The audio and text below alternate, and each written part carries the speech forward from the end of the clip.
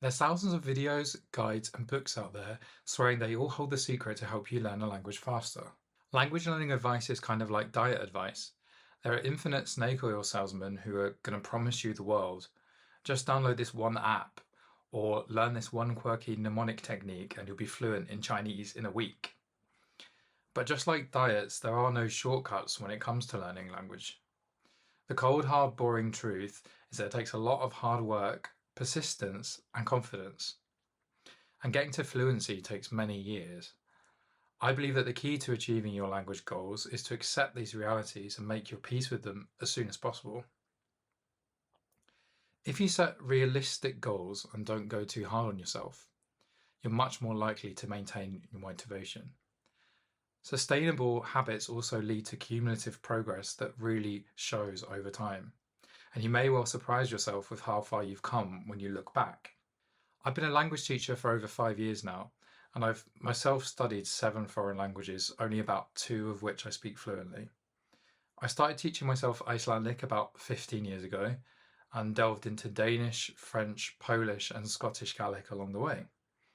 Most recently, I've taken the plunge into my first non-European language, Japanese. I've learned in all kinds of ways, through textbooks, drill exercises, self-study, formal university courses, casual evening classes, and yes, through apps. I've taught online courses and in person at the University of Edinburgh and the University of Iceland. I've also tutored students of all ability levels on a one-on-one basis.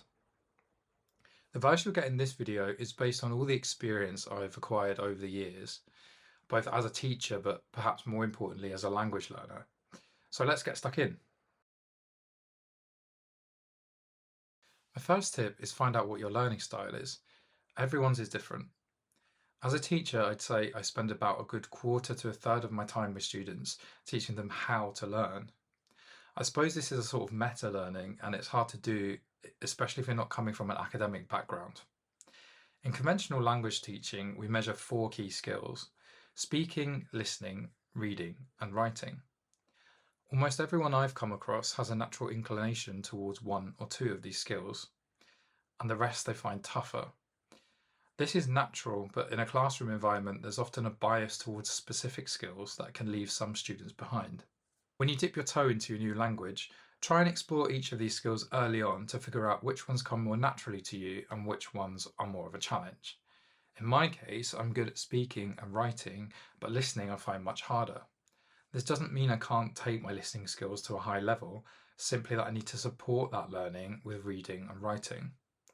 For example, I can't really pick up words and phrases from listening alone, at least not at first. But if I listen to audio and read the script, or watch TV with subtitles in the language I'm learning, then suddenly a door opens and I can learn much faster. A common scenario I come across when teaching a class of students is that there are always a handful of people in every class who just seem to nail the pronunciation and the accent of the language they're learning right away. This can give the impression that they speak the language to a higher level than they do, but all it means really is that speaking is a skill that they're naturally inclined towards. They might have a tough time retaining vocabulary or understanding the grammar though, but don't let people like this intimidate you.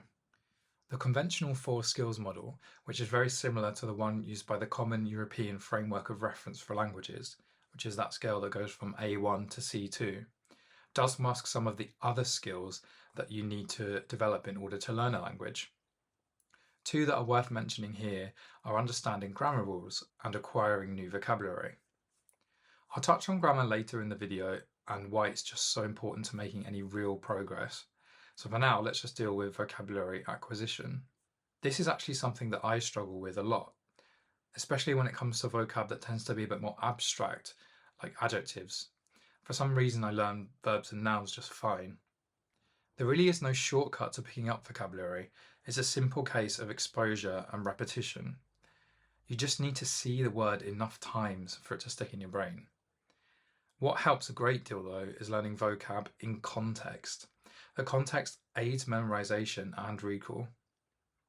So don't just learn lists of words in isolation, something which is encouraged by apps like Drops, for example.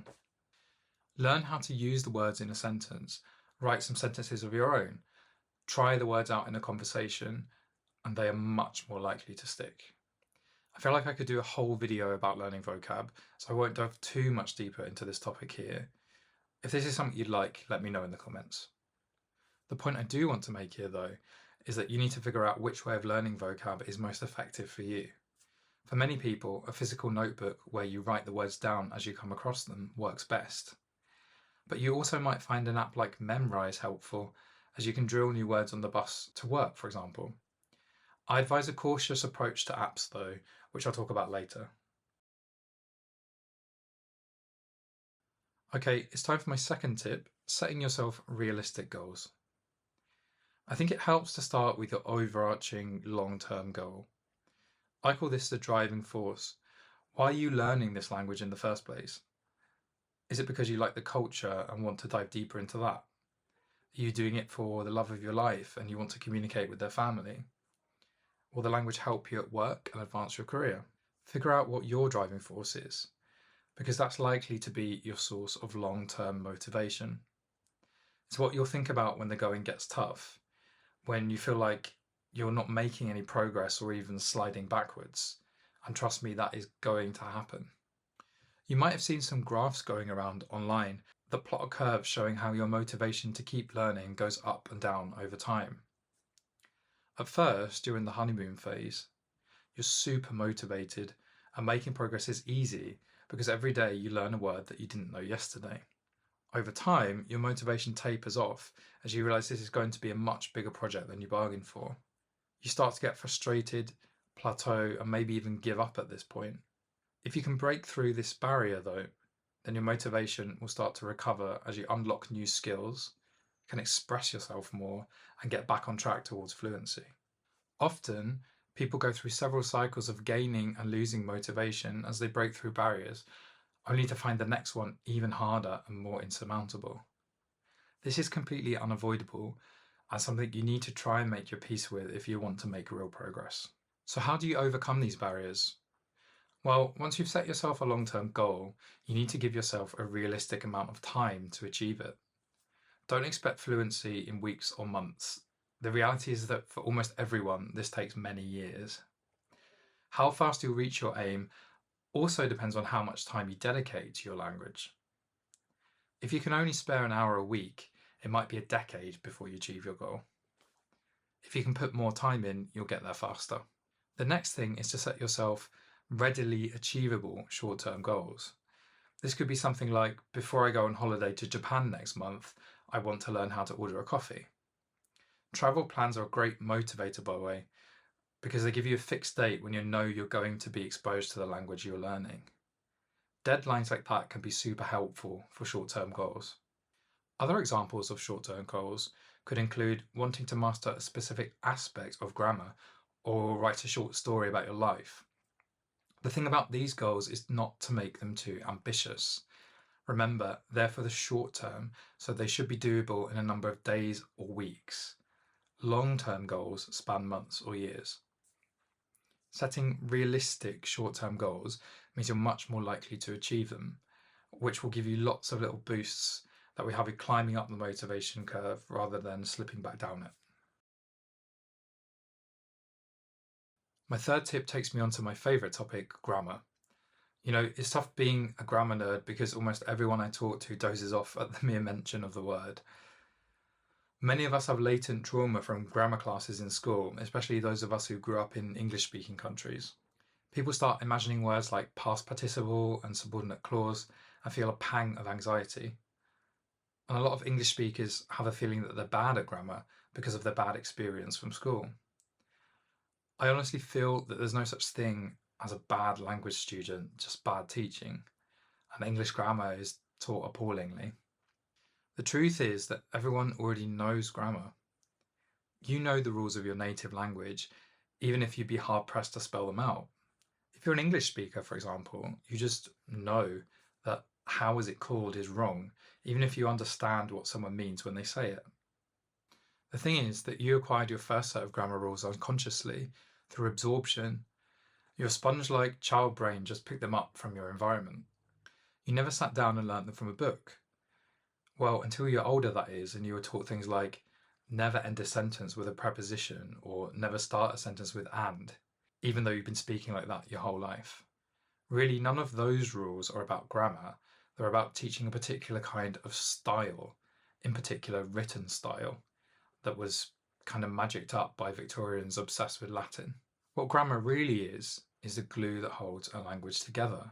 Without it, you can't say anything that makes sense to anyone. It's like having a series of random musical notes rather than a melody that conforms to the patterns and conventions that people enjoy listening to.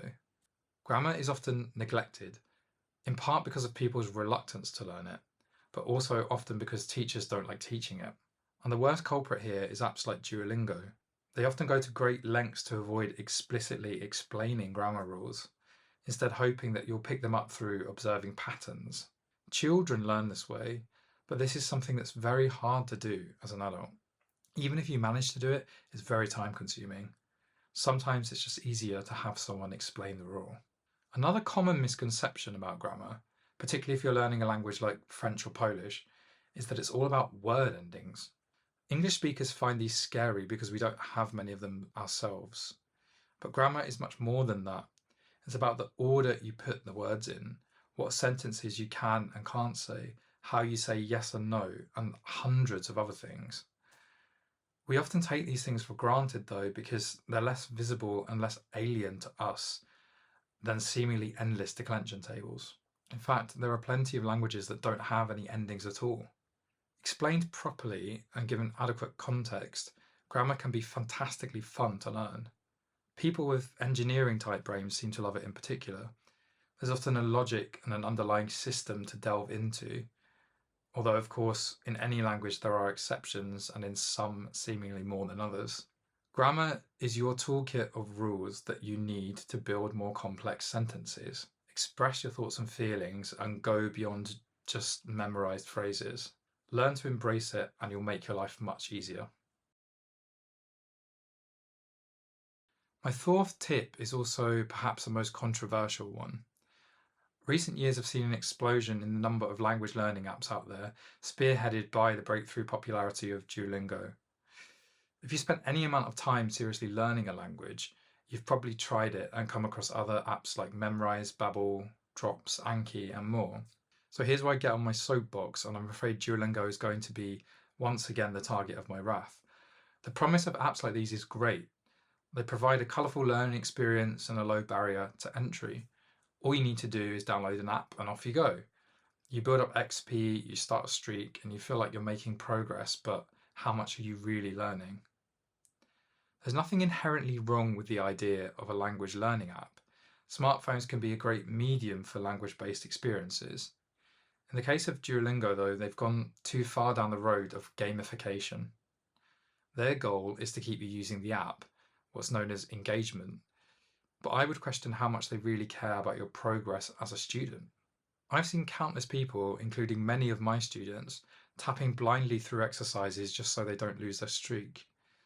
This is using Duolingo for the sake of maintaining the streak, which to me doesn't seem like a worthy language learning goal. After all, we learn languages to communicate with other people, and Duolingo is just an automated app. It's missing that vital human element. Apps like Duolingo can be good for revising existing knowledge when combined with other methods. For example, refreshing vocab before you start an evening class. It's also pretty good for rote learning. For example, I used it to help me learn Japanese kana. I did get bored of it pretty quickly though.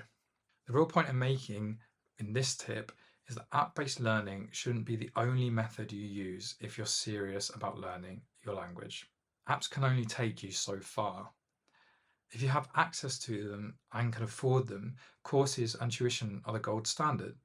If not, then offline methods like textbooks, flashcards, and just going out into the world and trying to talk to somebody will be essential. Physically write down vocabulary when you come across it. Take your vocab book with you everywhere you go. You'll never know when you're going to come across a new word. Seek out online resources that explain the grammar. Watch some YouTube videos and then try and put into practice what you've just learned. Set yourself homework tasks, like writing a short essay on a topic you're interested in. Read some children's books if you're a beginner, or start watching kids' TV with subtitles. I've seen all of these methods prove to be effective. Just don't fall into the trap of serving an app. This is a distraction that will derail your progress in the long term. If you do choose to use apps, use them consciously and in combination with other methods. The key is a healthy mix. If there's only one thing you take away from this video, make it my 5th tip. Language learning is awkward, uncomfortable, and sometimes embarrassing, and that's fine.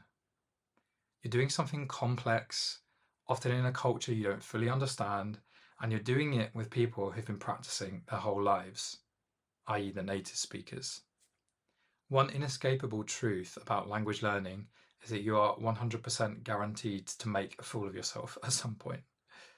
I can't tell you the number of times I've nodded along with a conversation I don't understand, laughed when somebody was not telling a joke, or agreed to something without realizing it. I've mixed up words that sound similar but mean something completely different, said the exact opposite of what I've meant, and drunk and eaten things I didn't mean to order. I've offended people, made them laugh at me, not with me, and hung up the phone multiple times because I didn't understand what was being said. And you know what? This is all part of the adventure of language learning. Overcoming the fear of embarrassment and saying the wrong thing is probably the most important thing you can do to boost your progress. This anxiety can be a huge barrier, and it's simply not realistic to think that you can prepare for every possible scenario and avoid embarrassment altogether. Something that happens pretty often is that you mentally prepare for a conversation, for example, ordering a coffee, and then the other person, a native speaker or simply a more fluent speaker than you, says something completely unexpected back at you. And you're stumped, you didn't prepare for this, but it's okay. There's nothing wrong with saying, I don't understand, or could you repeat please? Sometimes you just need to leave the situation. Other times you can nod and smile and hope for the best. You might end up doing something great that you could never have imagined. It's all good. Another thing I see in adult learners, i.e. people who haven't been in formal education for quite some time, is a frustration at not being able to say exactly what you want to say. You want to talk about your specific work problem or niche hobby or complicated life situation, but your vocabulary is on a par with a 3-year-old. This can lead people to try and run before they can walk, which only adds to that frustrating feeling of not making progress. Embrace the fact that you have a limited vocab. If you can't say exactly what you want to, can you say something that's vaguely in the same area? Use the words and grammar you have. This will force you to be creative and improvise, which is an absolutely essential skill if you want to be able to use the language in the real world. I wanted to end this video with a tip which is true of language learning, but is also just probably good life advice. Avoid the temptation to compare yourself to other people learning the same language as you. Although this can be motivating for a specific type of person, most people become insecure and demotivated if they feel they're falling behind others or not picking things up as fast as they're supposed to. Like I said earlier on, everyone has strengths and weaknesses in language learning. Someone might appear to absorb every new word like a sponge, but you might be better than them at pronouncing them. Others will struggle with complex grammar, while others still will eat it for breakfast. Everybody's brain is wired differently, and there's no should when it comes to your language learning progress as an adult. The biggest factors that will influence your success are setting yourself realistic goals that work for you, not other people, letting go of the fear of talking, and going easy on yourself. We all have days where we can't do our best. Move away from the streak mentality, where you feel like a failure because you skipped a day. You'll likely benefit more from the rest, meaning that when you sit down for your next learning session, you can really give it your all. Your language learning journey is just that, your own. It's personal to you, and you're the only one who can really make a success of it. If you've enjoyed this video or have ideas for things that you want me to talk about in future, let me know in the comments. Don't forget to subscribe for more.